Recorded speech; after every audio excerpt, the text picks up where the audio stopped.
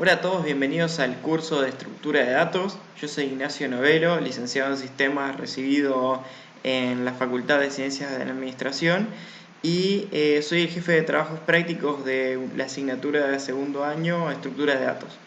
Conmigo van a estar viendo todo lo que sería la programación de estructuras de datos y la implementación en lenguajes de programación, así como algunos ejercicios prácticos. Este es el video de la unidad 1, donde vamos a estar desarrollando los conceptos de la programación básica y cómo se implementan en el lenguaje de programación elegido por la materia, que es Java. Así que vamos a empezar. En primer lugar, vamos a plantear cuáles son los objetivos de la clase. Los objetivos son explicar lo que serían los conceptos fundamentales de la programación orientada a objetos, ver cómo se implementan o se llevan a la práctica estos conceptos en un programa Java, conocer la forma en la que Java trabaja con los distintos tipos de variables que podemos encontrar, que son de acuerdo al tipo de dato que permite representar, serían primitivos, referencias o arreglos. Y comprender un poco de la sintaxis y semánticas de las sentencias de control de flujo con las que cuenta el lenguaje. Bueno, ya entrando en lo que sería la clase, vamos a hablar un poco de tipos y estructuras de datos. La idea es que aprendiendo a utilizar tipos y estructuras de datos, vamos a obtener soluciones más simples o eficientes a los problemas que se nos planteen. Los tipos de datos que van a surgir de nuestras definiciones van a ser una abstracción de algún problema y van a estar formalizados en el lenguaje de programación en el que le otorguemos la solución a ese problema. El objetivo de esta clase es explorar las características esenciales de la orientación a objetos, que son los conceptos de clase y objeto, en el lenguaje de programación Java, que es el que ha elegido la cátedra. En la justificación de por qué la cátedra elige Java, decimos que elegimos Java porque es un lenguaje de programación orientado a objetos que cumple con todas las características deseables de un lenguaje de este tipo.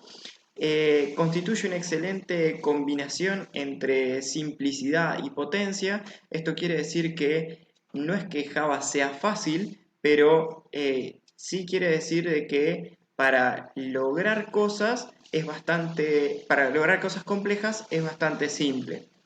Es multiplataforma, esto quiere decir que cualquiera sea el sistema operativo donde queramos poner en producción el software que hagamos con Java, va a funcionar.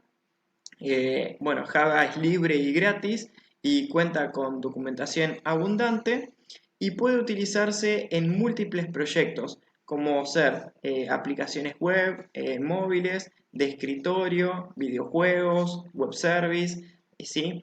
O sea, como la gran mayoría de los lenguajes modernos, puede utilizarse para múltiples propósitos. Y bueno, una de las características más interesantes de Java es que es un lenguaje que no es que es académico y, digamos, terminando el curso, digamos, no van a saber ningún lenguaje moderno, sino que es un lenguaje que se continúa actualizando y semestre a semestre tiene una nueva versión que implementa nuevas características. Bueno, antes de empezar vamos a definir qué es un tipo de datos y qué es una estructura de datos. Un tipo de datos define una representación interna, un conjunto de valores válidos y las operaciones que se pueden realizar sobre esos valores. ¿Sí? Respecto de las definiciones que vamos a ver, en la teoría van a hacer un análisis más profundo de estas definiciones. Nosotros vamos a quedarnos con esto para poder continuar y seguir con lo que a nosotros nos interesa, que es la parte de programación, la parte práctica. Y una estructura de datos en general se considera como un conjunto de variables, que son los elementos que constituyen esa estructura, que tienen algún tipo de relación entre sí y que tienen operaciones que nos permiten manejarla como que si fuese una única cosa, como que si fuese un todo. Bien, esas son las definiciones con las que nos vamos a quedar y que en lo que surge, en lo que vaya surgiendo de la práctica, seguramente vamos a ir haciendo referencia. Bien, a mí me gusta bastante comenzar a plantear el tema de programación orientada a objetos tratando de tener un problema y darle una solución, ¿sí? No hacer todas las definiciones teóricas para después ver cómo se implementan.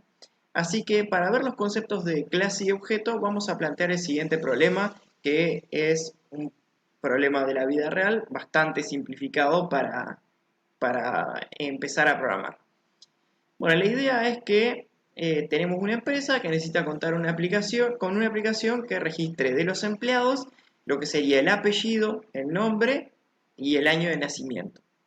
Y que a partir de los datos de esos empleados se puedan calcular lo que sería la edad de cada uno de ellos y la diferencia de edad entre dos empleados dados.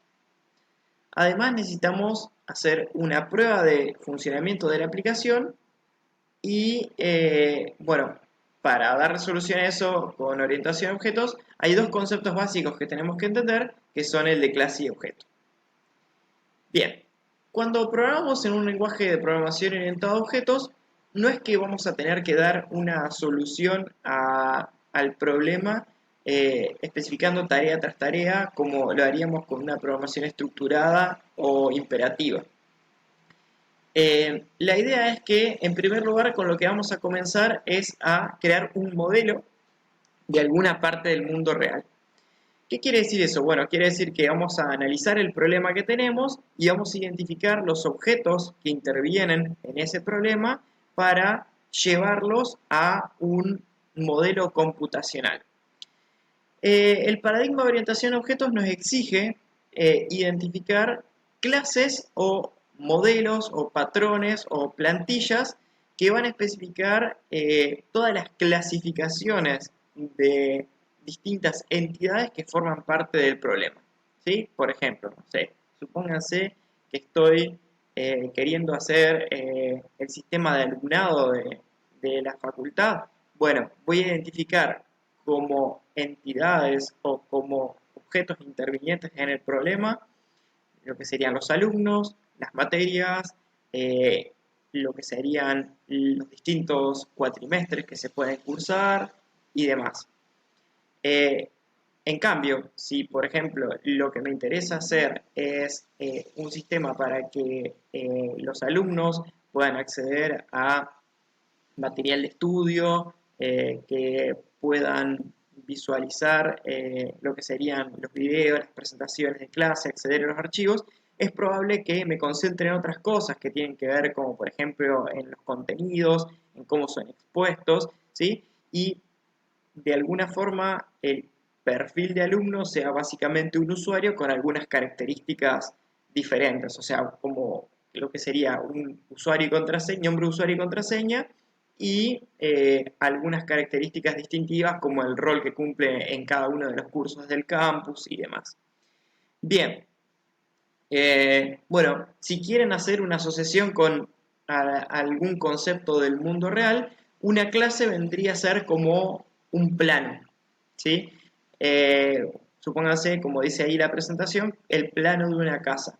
Lo que nos dice es que define las características más importantes, pero ya yendo al concepto que sigue, que es el de objeto, eh, cada casa va a tener, por ejemplo, distintos materiales con los que fue construido, que va a hacer que difieran de el resto de las casas que construidas a partir del mismo plan.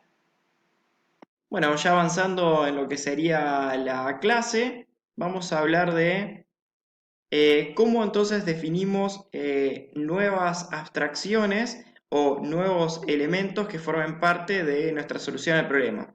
En lo que sería Java, vamos a tener que definir una clase. Una clase va a encapsular tanto atributos o datos como operaciones o métodos. Si hacemos la analogía con lo que sería un auto, los atributos o datos serían cuestiones como el motor, los neumáticos, el volante, todo eso serían datos. Ahora, las operaciones y métodos serían arrancar el auto, poner primera, ¿sí? Avanzar, poner reversa, retroceder, frenar, son cada una de las operaciones que obtendría nuestra clase auto. Entonces, en lo que sería la clase, vamos a almacenar tanto las declaraciones de los datos como lo que serían los métodos que pueden invocarse para utilizar el objeto. Es decir, que vamos a tener que ver no solo cómo esa nueva clase define nuevos datos, sino también cómo interactúa el resto de los objetos que forman parte de la solución con los objetos de la nueva clase. Ahora, para comprender más fácil el paradigma de orientación a objetos, podemos hacer una simple analogía que es que la clase vendría a ser el tipo de dato de los objetos. Es decir, que para crear un objeto que va a ser una variable de una clase en particular, lo que vamos a tener que hacer primero es definir esa clase. ¿Sí? Bien. Ok. Para continuar, vamos a hablar un poquito, y ya ir cerrando la presentación, vamos a hablar un poquito de objetos. Los objetos son entidades con estructura y estado, por lo general representan algo especializado o complejo, porque si no, no justificaría crear una clase y asociarle o definir objetos como pertenecientes a esa clase.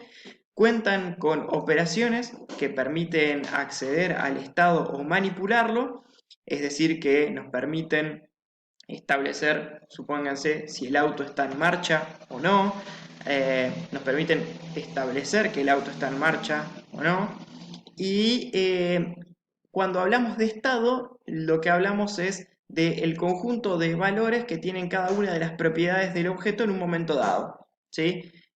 Bueno, la analogía del auto sería si está en marcha o detenido, y si está avanzando o no, y supónganse cuáles son los niveles de aceite, de gasolina y demás.